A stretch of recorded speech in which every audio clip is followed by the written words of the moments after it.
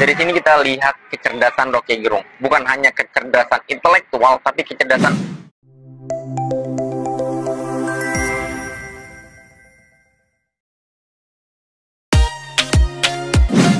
Sebelum kita lanjut, terima kasih yang sudah menonton dan subscribe Fakta Populer.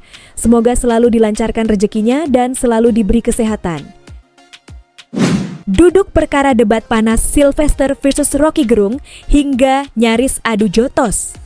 Ketua Umum Relawan Solidaritas Merah Putih, Solmed, Sylvester Matutina terlibat debat panas hingga nyaris adu jotos dengan Rocky Gerung.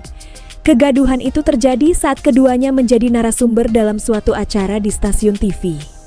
Potongan video perdebatan mereka beredar dan viral di media sosial.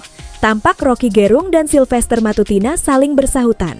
Dalam perdebatan itu, Rocky Gerung juga sempat mencecar balik berbagai jawaban Sylvester. Gimana semua terangin dia sedungu ini? Bukan, saya mengiyakan apa aja yang kamu omong. Kemudian debat memanas ketika Rocky Gerung dan Sylvester sama-sama berdiri dan mendekat. Pembawa acara pada stasiun TV itu lantas melerai dengan jeda iklan. Oke, baik, kita akan kembali saat lagi tetap bersama kami di Rakyat Bersuara. Namun, perdebatan terus berlanjut hingga Sylvester terdengar sempat menghardik Rocky Gerung.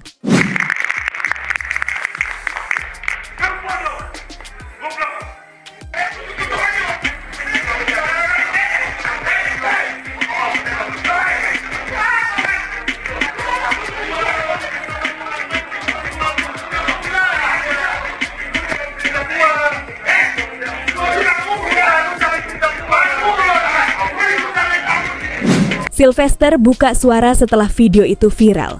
Dia menyebut aksi itu sengaja dilakukannya sebagai bentuk shock terapi kepada Rocky Gerung.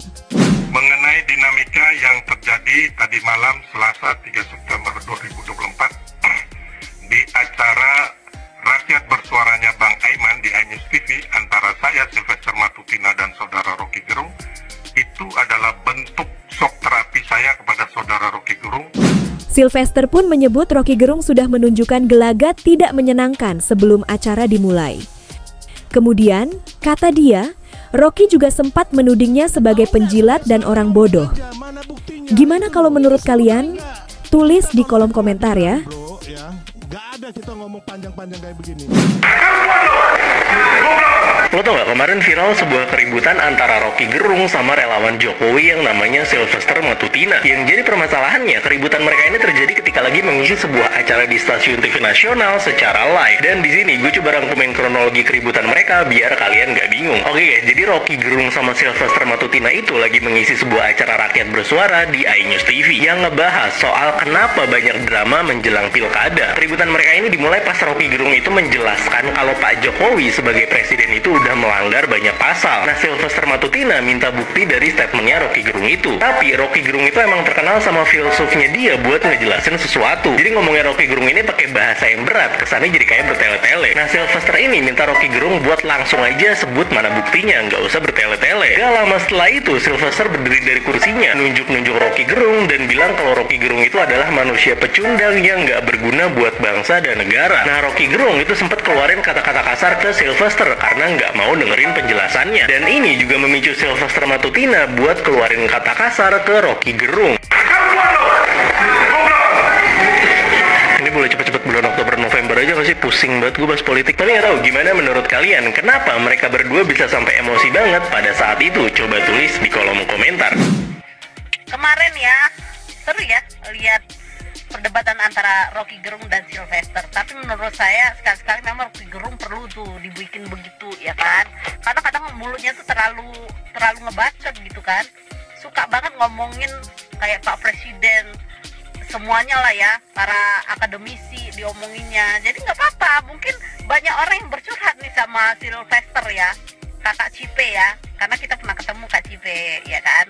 Karena Kak Cipe itu kebetulan orang Flores saya dari ND ya, dan suami saya kebetulan juga orang ND. Nah, kembali ke masalah itu tadi, nggak tahu kenapa saya ikut happy Rocky Gerung dibikin seperti itu. Nggak apa-apa, sekali-sekali Anda merasakan ya, walaupun Anda dengan senyum-senyum seperti itu, tapi hati Anda kan pasti sakit juga dong. walaupun di belakang Anda sudah berbaikan, berpelukan, nggak apa-apa. Tapi nggak apa-apa perlu dibuat seperti itu kok Kak Sil, ya. Dari sini kita lihat kecerdasan Rocky Gerung. Bukan hanya kecerdasan intelektual, tapi kecerdasan emosional. Itulah yang kita contoh dari Rocky Gerung ya. Meskipun Rocky Gerung mengkritiknya itu ya bisa dibilang terlalu sadis, tapi itu bagus untuk pemerintahan. Tapi di sini kita bisa lihat bagaimana yang bertarung dengan argumen dan siapa yang bertarung dengan sentimen. Rocky Gerung itu adalah contoh cendekiawan yang patut kita tiru, dari kecerdasan intelektual sampai kecerdasan emosional. Perdebatan antara Rocky Gerung sama Sylvester kemarin di TV, di salah satu acara TV lah ya guys ya. Nah kali ini aku mau bahas nih dalam konteks sudut pandang intelektual guys. Jadi ini hanya bisa dicermati dalam konteks intelektual ya guys ya. Mari kita bedah ya, kita bahas ya. Oke, yang pertama ada yang namanya kontradiksi ideologis. Oh ya guys, by the way, sorry kalau misal aku sambil ngeliat kesini ya, soalnya takutnya ada yang kelewat, jadi sama aku udah diketik gitu ya guys ya. Udah aku ketik, udah aku siapkan draftnya supaya kita membahasnya lebih objektif daripada subjektif gitu ya, dan substansinya lebih jelas gitu. Oke, kita langsung lanjut. Kontradiksi ideologis nih yang pertama nih menurut aku ya. Rocky Gerung itu kan dikenal seseorang yang intelektual dan pengamat politik gitu ya, yang seringkali mengkritisi kebijakan pemerintah dan fenomena-fenomena politik yang ada di Indonesia lah ya guys ya. Nah, menurut aku pendekatan yang digunakan oleh Rocky Gerung itu adalah bersifat analitis dan argumentatif guys. Sementara kalau si Bapak Sylvester itu mungkin beliau mewakili perspektif yang lebih pragmatis gitu, atau berbeda dalam hal kebijakan dan pandangan sosialnya gitu ya guys ya. Nah itu yang pertama tuh. Terus yang kedua, aku juga ngebahas di sini dalam metodologi dan argumen. Nah kita lihat ya, konteks intelektual sekali lagi ya guys ya, penting untuk melihatnya gitu dalam secara konteks intelektual. Jadi bukan asal subjektif, oh ini emosian, yang ini enggak gitu. Kita main fair aja lah, kita objektif aja. Nah kalau Rocky Gerung itu dalam metodologi dan argumen, Rocky Gerung itu sering menggunakan pendekatan kritis dari filosofi guys. Sadar gak sih, selalu dibawa ke arah dari filosof gitu, filsafatis. Karena dia itu seorang filsafat gitu ya, yang kita semua tahu lah. Jadi segala argumen pasti ditarik ke arah filsafat. Nah yang kedua, kalau Sylvester itu menggunakan pendekatan yang lebih praktis atau berbasis pada data-data empiris, atau kalau yang data empiris itu artinya data yang sudah terjadi gitu, yang ada di masyarakat. Empiris itu artinya sudah terjadi. Nah, jadi analisisnya juga itu berbeda guys terhadap Rocky Gerung. Yang satu pakai filsafat, yang satu lagi dengan empiris atau data-data yang ada di kenyataan lah, kenyataan hidup gitu ya. Nah terus yang ketiga, pengaruh terhadap publik nih guys. Gara-gara debat kemarin tuh ramai banget, ada yang bilang kalau Rocky Gerung keren karena dapat menahan emosinya. Ada juga yang bilang Pak Sylvester juga nggak kalah keren karena orang-orang puas lah gitu ya, ya terutama yang hate dengan Rocky Gerung gitu, mereka semua puas gitu ngelihat Rocky Gerung dimaki-maki gitu ya di Sylvester ya. Tapi itu terserah kalian lah ya, itu kan subjektif ya kalau masalah itu. Tapi kan kita di sini dalam bahas dalam konteks intelektualitas ya. Nah pengaruh terhadap publiknya nih dalam sistem atau dalam sudut pandang intelektual. Kalau dievaluasi nih, yang kemarin itu kita bukannya melihat objektif, menurut aku ya, bukannya melihat objektif kasus yang akan dibedah, tapi malah melihat sikap dari kedua belah pihak. Kalian ngerasa gitu nggak sih? Jadi bukannya mencerdaskan, menurut aku nih, bukannya mencerdaskan bangsa dengan objek yang dipilih, tapi malah masyarakat itu digiring untuk melihat subjeknya gitu, antara Rocky Gerung dan Sylvester. Kalau menurut aku sih itu ya, yang tadinya harusnya mencerdaskan bangsa malah ngelihat kedua orang berkelahi guys. Itu pengaruh terhadap publiknya nih, yang aku sangat amat sayangkan kalau menurut aku nih ya. Nah, terus kontribusinya apa nih? Kontribusinya apa ke publik gitu ya? Menurut aku nih, kontribusinya nggak ada guys. Kalau dari menjelaskan objektivitasnya, jadinya kosong guys. Karena dinodai oleh perdebatan yang sia-sia menurut aku. Karena yang satu ini sibuk dalam konteks intelektual, yang satu ini dia sibuk mempertahankan argumentasinya gitu. Tidak membahas objektif. Nah, itu menurut aku ya guys ya. Nah, jadi kalau menurut kalian nih, warga-warga TikTok gimana nih untuk masalah kasus Rocky Gerung kemarin dan Sylvester? Silakan dijawab ya, tulis di komen guys, kita ramekan. Jadi jangan joget-joget terus guys, kita cerdaskan bangsa ini ya guys ya. Shut up. Saya Fritz Alorboy sebagai putra NTT melihat kakak saya, kakak Sylvester dihina. Saya juga tidak terima. Mengapa? Kalau bukan Rocky Gerung yang memulai, mana mungkin kakak saya mau angkat suara juga dengan keras. Jadi ketika Rocky Gerung ingin menantang kakak saya juga siap menantang yang namanya Rocky Gerung. Saya juga dari perempuan NTT menantang Rocky Gerung. Ayo debat sama saya. Kami siap. Yang berikut yang namanya Bang Ciko. Kepada Bang Ciko saya Fritz Alorboy. Apabila Anda